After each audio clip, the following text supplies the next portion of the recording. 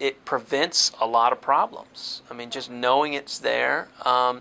Journalism on a local level, on a national level, it's a scary business, And I think the biggest problem could be if it isn't there for journalists, and this is where I guess in one sense we've all used it, is knowing that protection is there. That allows you to go do things that maybe you might self-censor. You might say, well, wow, if I don't have this protection, maybe I'm not going to do this story, or maybe I'm not going to use this source. So I think in that sense, even when we're not going and calling it into play and whatnot, it is being used by journalists. There's no struggle to protect someone vulnerable's identity. I withheld names of children, victims who were, I knew their identities, but the cops hadn't released it yet. I didn't want families to know about the crash from the paper and not from the police. So you got to develop a sense of compassion in holding this. Better to hold it back and not get the information that made a better story than it is to use it, have a good story but still harm someone or make them very angry or hurt, damage their reputations, for example. And it's very easy to do as a journalist, to damage someone's reputation if you're not careful. The fact is that they can get information just as well as we can through talking to witnesses. And I know there are times that we see that they have sources, and they tell us that they have sources that they don't reveal. That's the fact, and that's the nature of the business that the media, does.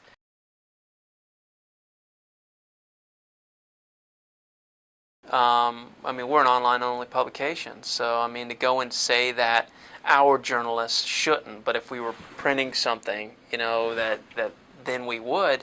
I think when you look at what we're doing, for instance, or what any online, and I think this is what comes down to, reputable media organization is doing, yes, then of course you should be covered.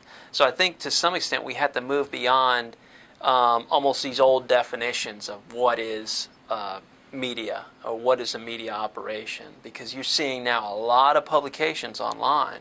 Where I do get concerned sometimes is with bloggers who may not fall under like a true category of journalist, because I think that's something that hurts kind of the whole industry. But that's a whole other matter. I think really the beautiful thing about the web is it opens up journalism to a lot of people, and it's where you're seeing journalism start to maybe slip in the print world or TV. I think it's being picked up online, and so definitely it needs the same kind of protection there. As a general rule, I would say that clearly the press needs to be protected from anonymous sources. It's very important for democracy. That said, the press has to be responsible about it. I do believe that the legitimate press, which I'm part of, is responsible. I do think that people who are bloggers and the advocacy press are totally and completely irresponsible most of the times. I'm sure there are exceptions, but I can't think of any. There are two types of journalists. There's adversarial and advocacy. Advocacy is when you take sides. I do not consider advocacy people to be journalists. Bloggers tend to be advocates. HistoricCityNews.com is an advocate. They advocate for a point of view. Adversarial journalists are those who are doubting Toms. So they talk to one side, they talk to the other side. If there are three sides, they talk to all sides. And they present the story so that people can decide from there what the news is. They attempt to be fair. They attempt to be representative. Journalists are just normal citizens, so they were normal citizens, and they could call on a shield law if they're doing journalism. I think that's the dividing line. If they can show to judge that they are doing journalism and not just slander, they should be shielded.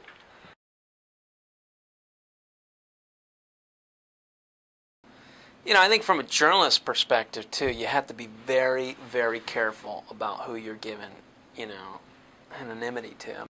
We're educating people, but they don't need to know everything about everybody.